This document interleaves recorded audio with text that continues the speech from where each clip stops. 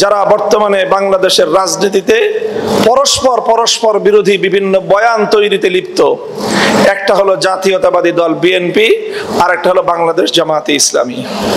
তারা পরস্পর একে অন্যের বিরুদ্ধে রাজনৈতিক বয়ান তৈরি করছে, অথচ অতীতে এক সময়ে তারা ঐক্যবদ্ধভাবে অনেক লড়াই করেছে, ফ্যাসিবাদের বিরুদ্ধে যুদ্ধ করেছে, একসঙ্গে ফাঁসির কাষ্ঠে ফাঁসির রশিতে তারা ঝুলেছে, একসঙ্গে গলা দরাদরি করে কারাগারের অন্ধকার প্রকোষ্ঠগুলোতে তারা দিনের পর দিন নয় বছরের পর বছর দিন গুজরান করে চোখের পানিতে বুক ভাসিয়েছে। আজ অল্প সময়ের ব্যবধানেই রাজপথে তারা উভয় পক্ষ, এক পক্ষ আরেক পক্ষের বিপক্ষে নানা ধরনের রাজনৈতিক বয়ান তৈরি করছে। তারা রাজনৈতিক বয়ান তৈরি করবে, তাদের দায়িত্বে তারা করুক, তাদের দায়িত্বে তারা বলুক। আমরা যারা একটা ভারসাম্যপূর্ণ পথে চলতে চাই, আমাদের উচিত এবং কর্তব্য হবে আমরা আমাদের নিজেদের আদর্শ, নিজেদের বক্তব্য নিয়েই আমরা রাজনীতি করব।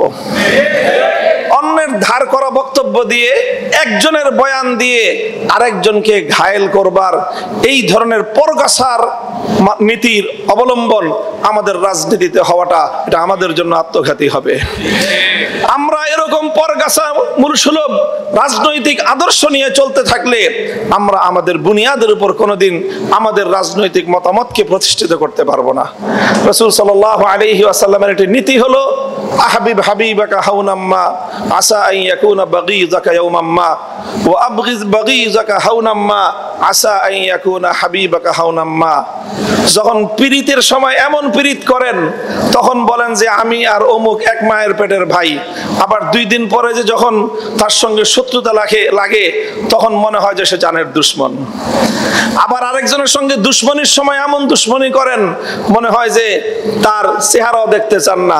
2 দিন পরে যখন আবার ঐক্যের স্বার্থে রাজনীতির প্রয়োজনে ঐক্যবদ্ধ হন তখন আবার তওবা করেন। এই সকল বালখিল্যপনা আমরা বাংলাদেশে অন্তত আমাদের রাজনৈতিক নেতৃবৃন্দের কাছ থেকে আমরা দেখতে চাই না।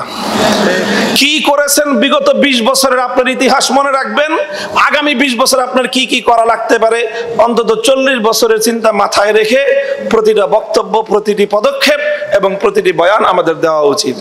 এমন বক্তব্য দেওয়া উচিত না যেটা আমার বিগত 20 বছরের কর্মের সঙ্গে সরাসরি সংঘাতমূলক হয়, আবার এমন কথাও বলা উচিত না যেটা আমাদের 10 বছর পরের কর্মকাণ্ডের সঙ্গে সরাসরি সাংঘর্ষিক হয়ে যেতে পারে।